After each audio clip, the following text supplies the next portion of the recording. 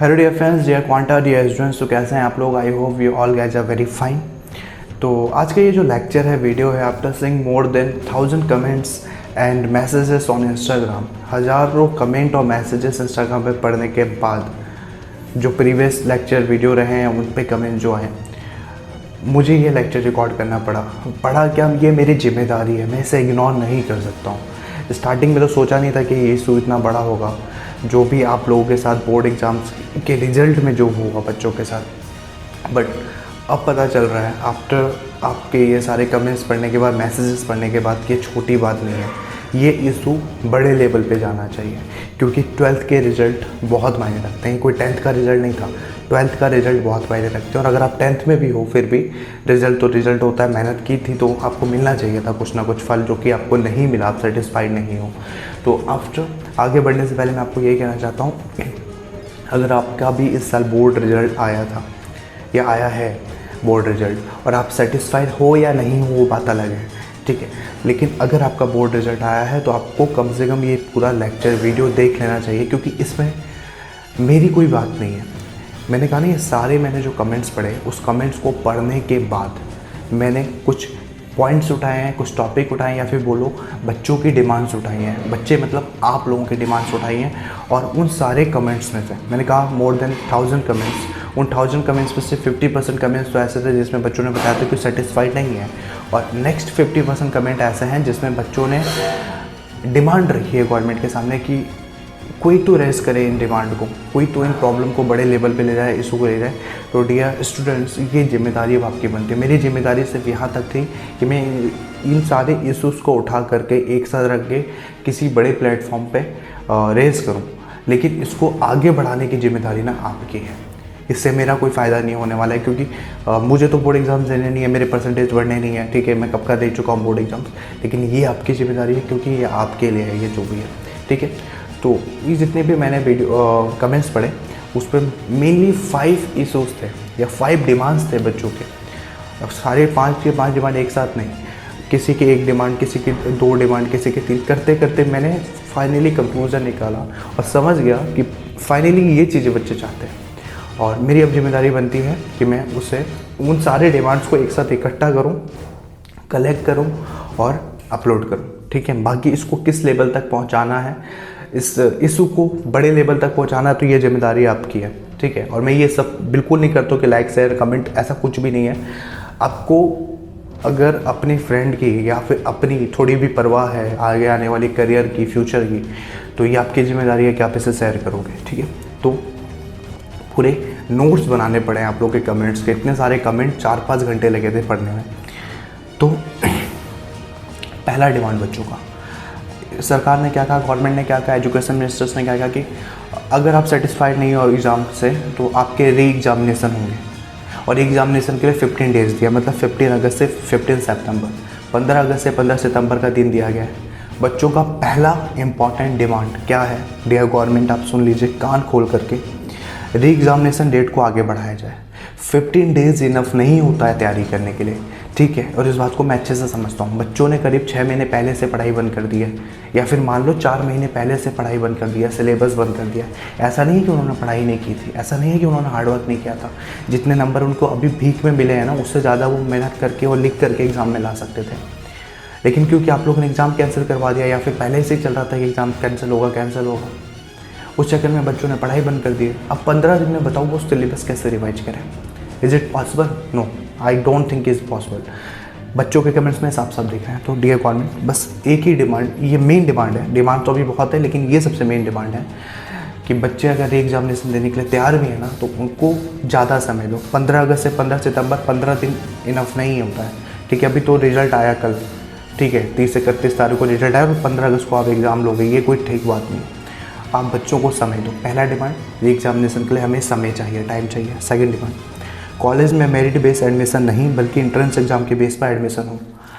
अब आगे वाले नेक्स्ट 2 साल, मतलब 2021 एंड 2022 में जो भी एडमिशन होंगे ना कॉलेजेस पे, वो मेरिट के बेस पे नहीं होना चाहिए बल्कि एंट्रेंस एग्जाम के बेस पे होना चाहिए। क्योंकि मेरिट के बेस पे क्या, पढ़ने वाले बच्चों के 71-72 बने, और जिन्होंने नहीं पढ़ा, जो ऐसे ही अभी पास हो गया, टीचर्स के रिलेटिव थे या कुछ भी, बहुत सारी बातें निकल के आ रही हैं, उनके 81 82। तो होगा क्या, जिनके अच्छे नंबर आए उनसे कोई दिक्कत नहीं है, लेकिन प्रॉब्लम उनसे उन बच्चों का है जिन्होंने साल भर पढ़ाई की थी। अब क्या होगा, माना किसी कॉलेज में 150 सीट्स हैं, 150 छोड़ो 180 सीट्स, नॉर्मली BHU जैसे कॉलेज में 180 सीट्स होते हैं, तो 180 सीट्स आपके कॉलेज में है। अब आपका मेरिट बेस पे एडमिशन हुआ, जिन्होंने पढ़ाई नहीं की थी लेकिन परसेंटेज अच्छे बन गए उन्होंने एडमिशन ले लिया, और जिन बेचारों ने साल भर पढ़ाई की थी लेकिन किसी वजह से उनके परसेंटेज सही नहीं रहे, तो उनका क्या होगा, वो तो डिज़र्विंग होने के बाद भी सिर्फ परसेंटेज बेस पे बाहर हो जाएंगे। तो सीधी सी बात है, अगर आपको रियल टैलेंट को अंदर बढ़ाना है तो सेकंड डिमांड सिंपल सा डिमांड है, और कि आप इन 2 सालों के लिए, नेक्स्ट 2 ईयर्स के लिए, जो भी आपके कॉलेजेस में एडमिशन होता है स्पेशली DU जैसे कॉलेज में, उसमें मेरिट बेस नहीं बल्कि वो जो एंट्रेंस एग्ज़ाम होता है उसके बेस पर आप एडमिशन लो। तो ये दूसरी डिमांड है। तीसरी डिमांड बच्चों की क्या है, कॉलेज एडमिशन तब तक ओपन रखा जाए जब तक कि री एग्जामिनेशन के रिजल्ट ना आ जाए। जब तक री एग्जामिनेशन के रिजल्ट आए, पहली बात तो री एग्जामिनेशन का डेट आगे बढ़ाना है, बच्चों का ये डिमांड है। तीसरा डिमांड ये आएगी, री एग्जामिनेशन का जब तक डेट नहीं आ गया ना, सॉरी रिजल्ट नहीं आ गया, तब तक एडमिशन बंद नहीं होना चाहिए।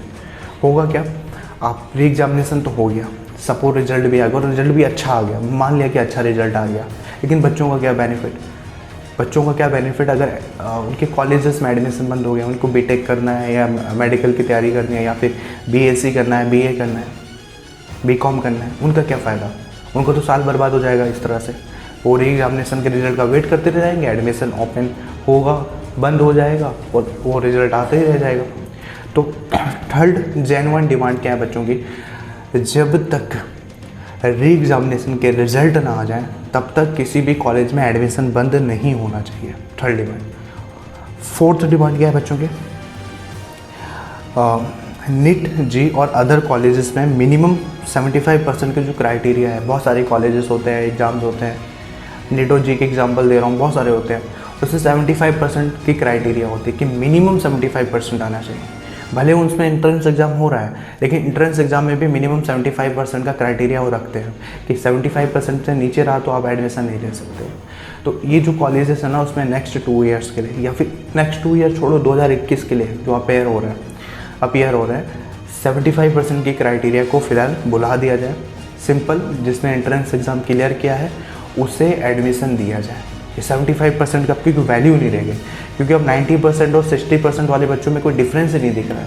मैंने खुद अपने बच्चों को पढ़ाया है, अपने स्टूडेंट्स को पढ़ाया है सब, मुझे पता है कि जिसने मेहनत की उसके भी उतने मार्क्स, और जिसने मेहनत नहीं की उसको उससे भी ज़्यादा मार्क्स। ये तो गलत हो रहा है ना। जिसके अच्छे मार्क्स आ रहे हैं उससे कोई दिक्कत नहीं है, लेकिन जिसके अच्छे मार्क्स नहीं आ रहे हैं, कॉलेज में एडमिशन होगा मेरिट बेस पर तो ऑटोमेटिकली नीचे आ जाएगा। ठीक है, तो फोर्थ डिमांड क्या थी बच्चों की, NIT और JEE जैसे और या फिर अदर एग्जाम्स होते हैं जिसमें 75% की क्राइटेरिया रहती है मिनिमम परसेंटेज की, वो फिलहाल बंद रखा जाए और सिर्फ एंट्रेंस एग्ज़ाम पे ध्यान दिया जाए।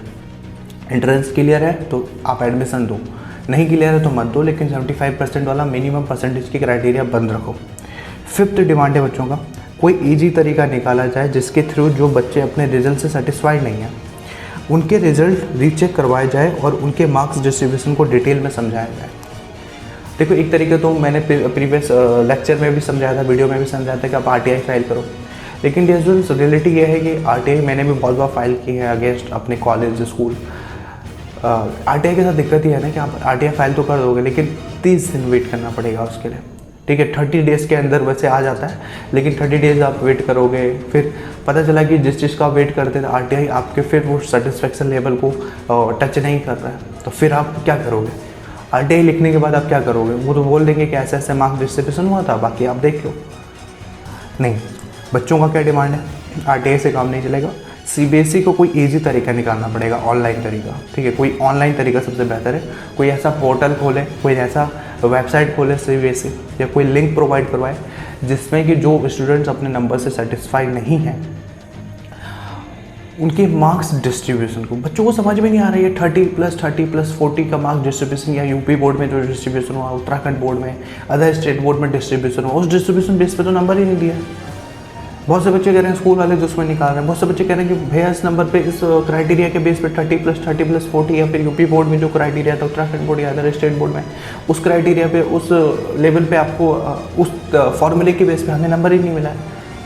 तो मिला है नहीं मिला है वो बात तो सीबीएसई को बताना चाहिए, ठीक है, सीबीएसई की जिम्मेदारी बनती है। तो फिफ्थ डिमांड क्या है, बच्चों का कोई ईजी तरीका निकाला जाए जिसमें कि जो बच्चे अपने मार्क्स से सेटिस्फाइड नहीं है या फिर जिसको डाउट है अपने मार्क्स पे, वो वापस अपने मार्क्स का रीचेक करवाएं और कोई इजी तरीका प्रोवाइड करवाएं सीबीएसई जल्द से जल्द। कोई लिंक, कोई वेबसाइट, कुछ ऐसा तरीका निकाले जिसपे कि स्टूडेंट्स अपने मार्क्स डिस्ट्रीब्यूशन को डिटेल में समझ पाएँ।